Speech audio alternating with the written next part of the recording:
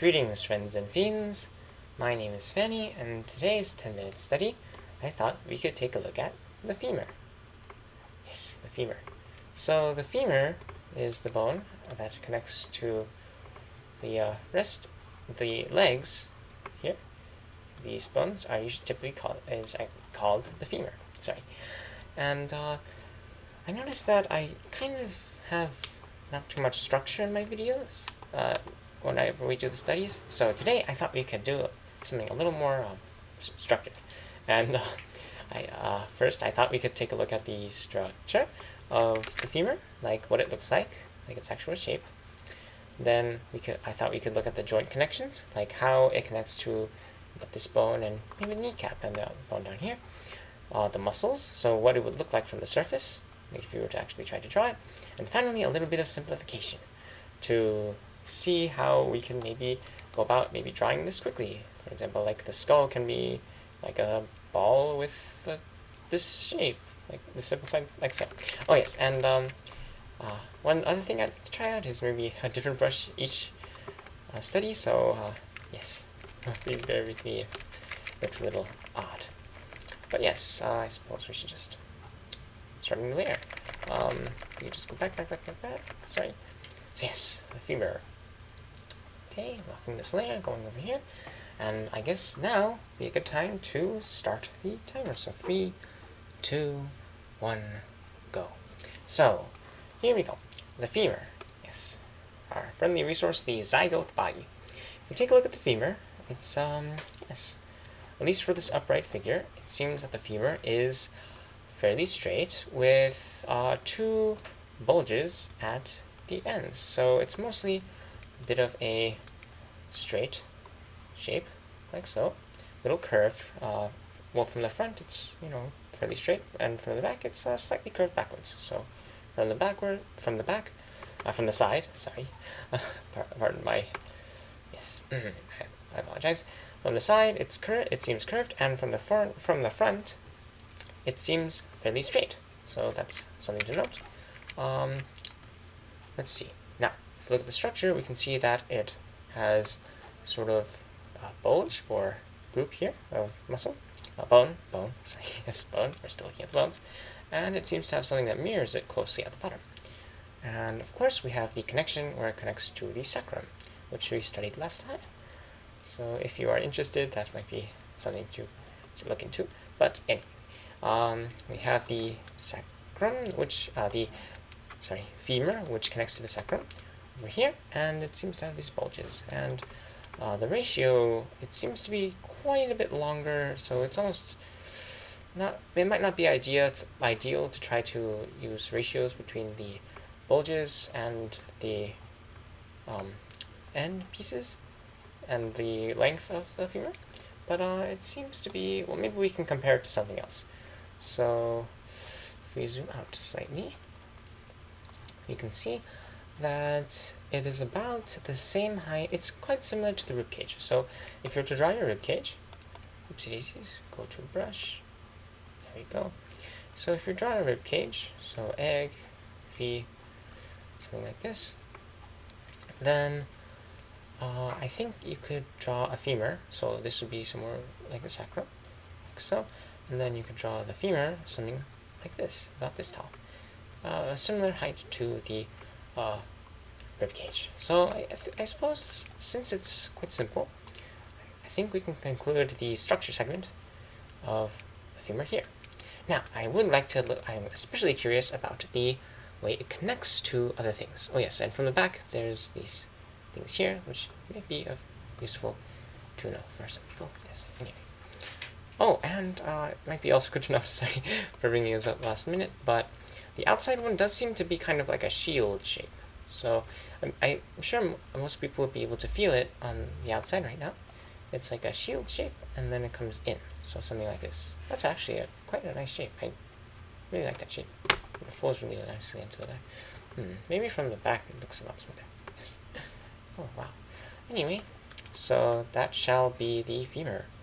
Yes, structure. And then it leads into the joint, I believe that might be what it's called. yes, where it connects to the bones. So what I just did was I turned on the joint mode for this, so that we can more accurately see what is going on there. So now that we have the femur, I would like to go into how the joint femur connects with the sacrum. And then perhaps with the bones down here, this one is called the tibia. Ah, yes, the tibia. And we have the patella. Oh, yes, the kneecaps. Yes, that's right. They're called the patella. So the way they connect is by a sort of, well, it's not too complicated, it seems. It's more like a cylinder where it connects to it, and that seems to indicate that there's a lot of muscle here that helps them rotate. And especially here, yeah, these points that have a lot of rotation seem to contain a lot of, stuff like that. So, look over here at this, like so, and then, yes, I suppose we should maybe paint out a new layer. So, we have that. Yes, my brother is currently going to the toilet, in case you're wondering. Anyway, so it connects like so. So if we have the femur, connects like this with the sacrum, like so. So it's more like a tube of muscle that surrounds it, helping it connect with there.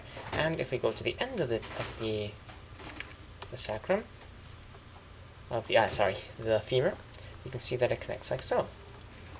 And yeah, it also seems to be a slightly larger tube of joints or ligaments that connect here, with, of course, the patella protruding from the side. So if we go for the side view, we can see that there is the femur, like so. Then it connects like that to there. So that should provide a decent grasp of that, hopefully. So that was our joint connections, like how it connects. Just basically tubes of maybe muscle or ligaments that connect these areas because they have a lot of moving around, I suppose.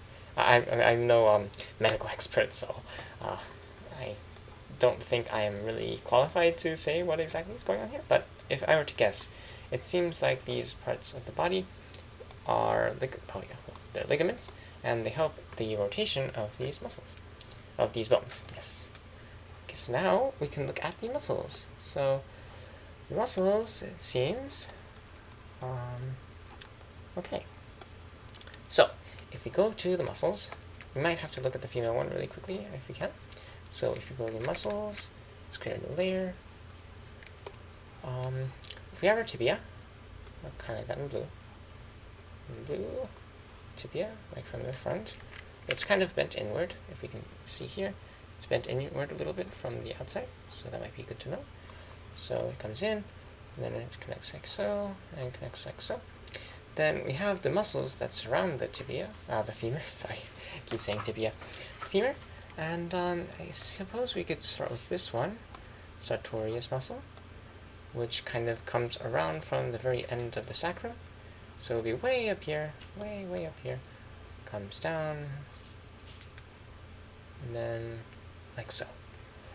So there's this muscle. And I suppose we don't really have time to look at every single muscle, but they seem to follow a pattern of ending here, and ending back here. So I suppose you could kind of map it like so. You have the femur here and the very end part. You could say that, okay, if this is the patella, yes, the kneecap bone, I suppose. You can see that muscles go out from like this, out like this. A lot of muscles seem to do that, so there seems to be 3 main ones at least, and then the sartorius comes around like here. But in general, the shape seems to be dictated from the front, at least by this bone, this muscle, and then a bunch of muscles on the side. If we look at it from the side view, we can see that there is also this muscle. This muscle seems to be quite important. Let's see what it's called. I can't see. Oh no.